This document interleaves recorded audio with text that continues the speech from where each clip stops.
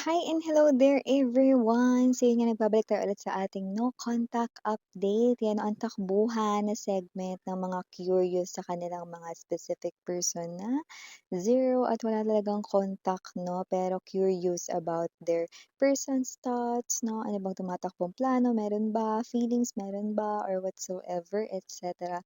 etc. Yun ay aalamin natin dito. So thank you so much because you're here once again, sweethearts. But just take only what resonates, okay? You can pause this video, okay? Para makapag-focus kayo sa inyong specific person and then i-resume nyo na lang kapag katapos na kayong mag-focus, alright? And yes, now let's go ahead and check this energies ng iyong person, okay? So maraming salamat Archangel Michael Angel guys para sa palagiang presence ninyo sa reading ni Collective. So who is this person here no in their mind?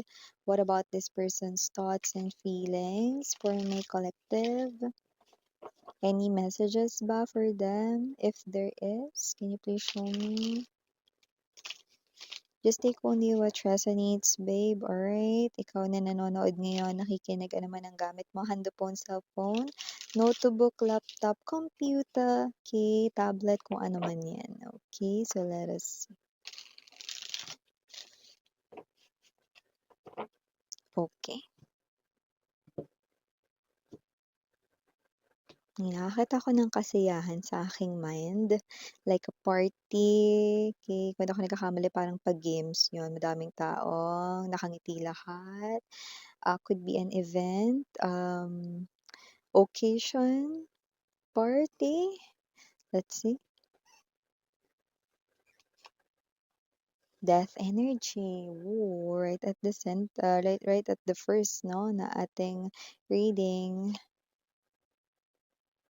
Pero I think 'no, maaaring ito ang sentro ng reading na ito 'no, because, I was about to say center.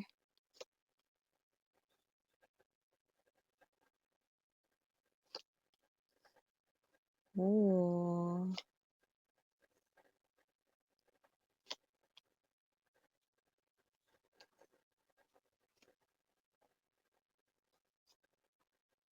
okay.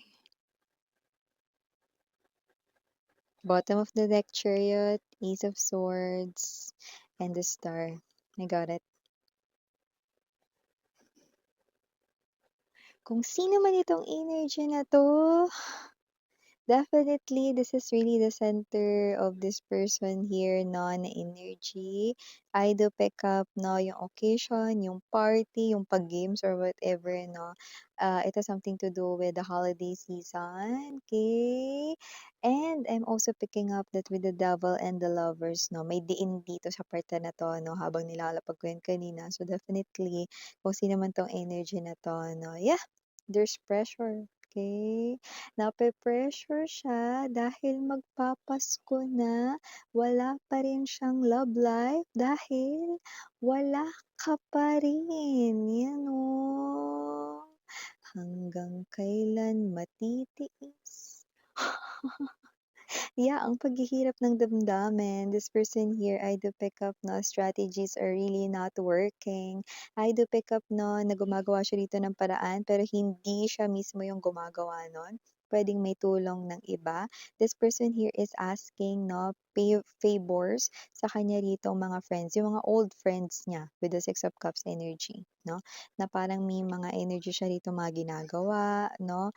Na nagbibigay rito ng little gestures ng pag-care for you, no? Pero lahat yun sa kanya pala galing, no? Paano yun, Miss Yan? Example, yung parehas ninyong kakilala, okay, ay posibleng binigyan ka, no, ng sandwich, yan, no? Ito, merienda mo, yan, no? Pero yung totoo, hindi yun galing dun sa friend na yun, no? Kundi dito. Sa ex mo, sa past lover mo 'no. So may mga ginagawa siya na parang gano'n, okay, same like that 'no, na mga gestures na parang mga paandar 'no.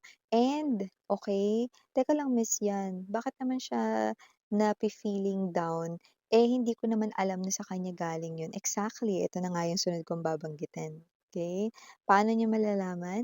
Because kung ano yung mga gestures na binibigay or pinapahingi niya na favor sa iba, okay, yun ay may kinalaman sa kanya. Like let's say, okay, this person here noon nung kayo pa 'no, yung binibili niya talaga na sandwich for you ay tuna sandwich, you know?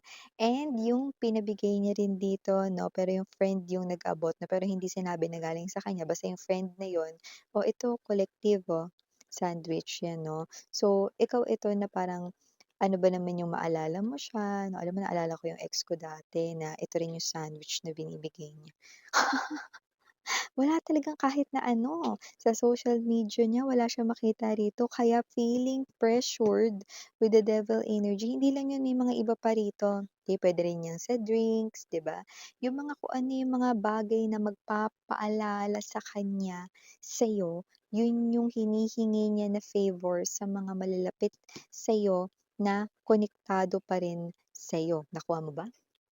So, kung sino man 'tong energy na ito, nakita ko rito 'no, na hinihintay niya with the Four of Swords energy na tamaan ka man lang dito ng konti man lang na nostalgia 'no, ano ba naman yung mag-caption ka na maalala mo lang siya 'no, or kahit na ano lang 'no, wala, eh. Wala talagang kahit na anong galing sa'yo, eh, ano, parang nakikibalita siya dito kasi yung iba with the, energy ng banda dito, Five of Swords 'no, Six of Cups, nakita ko may pag-block dito, eh, sa social media. Pero, maaaring dahil friend mo pa nga, yung parehas na friend ninyo, dun siya nakikibalita, wala pre, walang kahit na anong bahid ng parang may kinalaman sa'yo, eh, wala talaga, eh. Sis, sorry, pero wala talaga, eh, ano, sa nakita natin dito, it's not even working. So that's why this person here 'no, ay feeling pressured kasi Pasko na, sinta niya, yes, ikaw ang sinta niya, ngunit wala ka pa. Pasko na, sinta niya.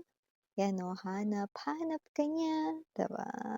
So, paano 'yan 'no? Pero, mga babes 'no, importante ba talaga 'yun, 'di ba? For this type of energy 'no, 'yun pa talaga yung inisip niya 'no, Pasko na pero wala siyang love life, 'di ba? Pasko na pero wala ka pa rin, 'di ba? Eh, kung mas i-Google niya yung panahon niya rito na siya mismo kaya yung humarap sa'yo, 'di ba? Tingnan natin 'no. Tsaka para naman may makita rin siya rito 'no na mismong siya yung makasaksi. 'Di ba makita niya man lang sa facial expression mo 'pag nakita mo siya, 'di ba? Para siya na mismo yung gumawa rito ng paraan. Iba kasi kapag yung ibang tao yung gumagawa ng paraan, iba 'di ba, sa pakiramdam 'no. I-try niya kaya na ano, siya mismo. Siya mismo, 'di ba? Kasi naiinip siya, eh, yung Four of Swords energy, eh, 'no? Naiinip siya, walang nangyayari daw, 'no? Magpapasko na, ilang kembot na lang 'no, hello, 'di ba? December 15 na ngayon, 'di ba? Mas iniintay mo pa yung sahod mo kaysa yung magpakita 'tong tao na 'to.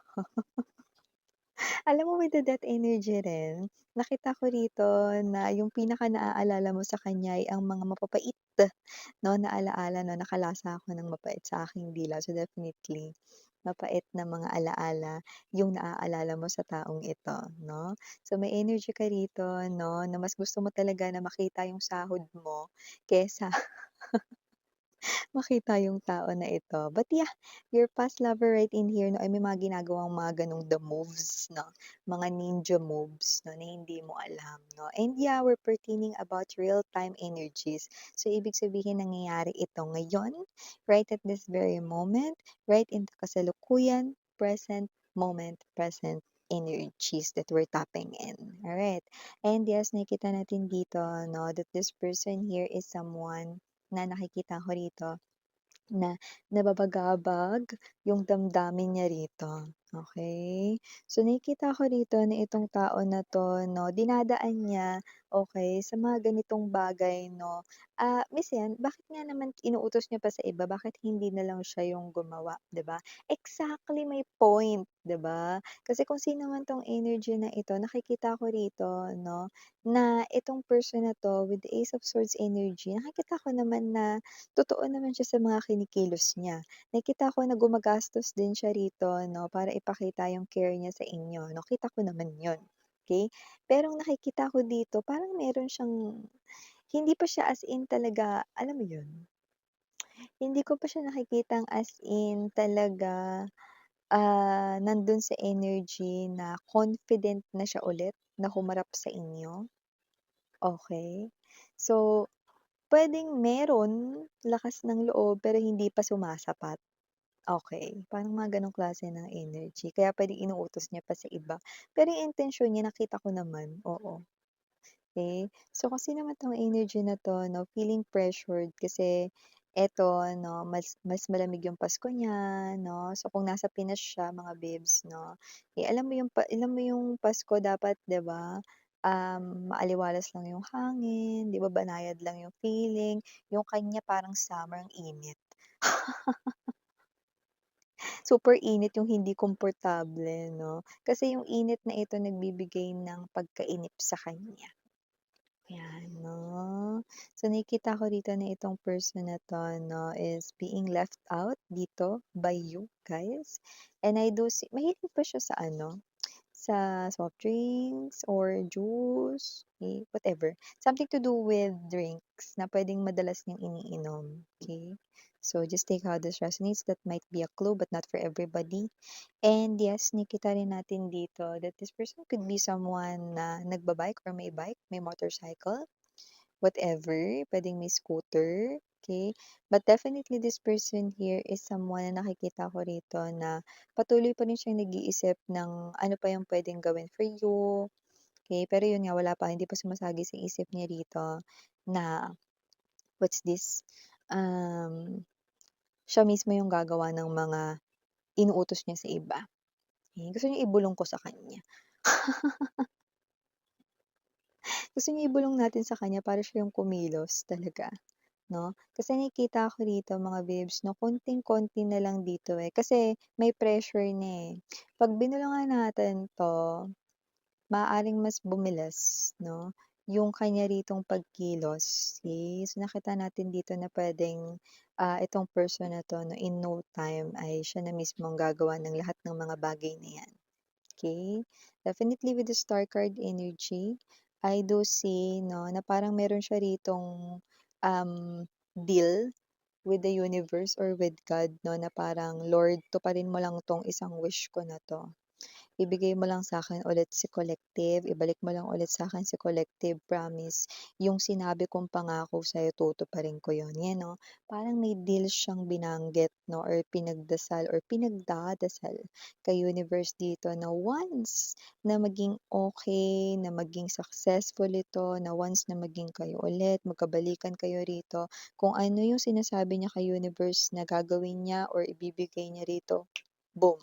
Tutuparin niya yun. Yung nakikita ko ritong hindi niya dudugasin si universe 'no, yun ay kung matutupad. Dahil dito the ball is at your court, kayo ang may hawak ng kapalaran ng taong ito. Ngunit gayunpaman, feeling pressured pa rin siya dahil ngayong Pasko, wala siyang love life dahil wala pa rin kayo. Okey. So yeah, these are all the akala ko wala na tayong initials. Humabol pa sa ating mind. So yeah, meron tayong initials dito pero 4 na letters lang. But you know, just take only what resonates, okay? We've got S, J, K, and A. So yeah, these are all the messages we've got right here for you, sweethearts. Thank you so much for your time here, babe. And by the way, no, kung hindi nyo pa knows, meron pa po tayo na other channel. Ang link niyan down below sa ating description box, no? Ang name ng channel ay Dalmin, which means Goddess of the Moon in Korean, no? Andyan sa ating description box yung link, no? At doon nag-upload din tayo ng collective readings for all signs doon. Tandaan niyo mga babes, kaya hindi ako nagbabanggit ng zodiac sign, no? It is because it's not important sa reading, no? Yun pa nga yung less important, eh, okay? Ang gusto ko na parang gawin ninyo ang tamang panonood ng mga energy at tarot readings is the connection. Yung feeling, yung connection na kumo-connect kayo sa reading, sa story, sa details and everything. That's how you resonate. That's how you listen okay, and adopt the messages from the tarot. Okay? So yeah, kaya ganin Mariana only for the girls and Yana Duna for the boys. Hi, love and light. I knew.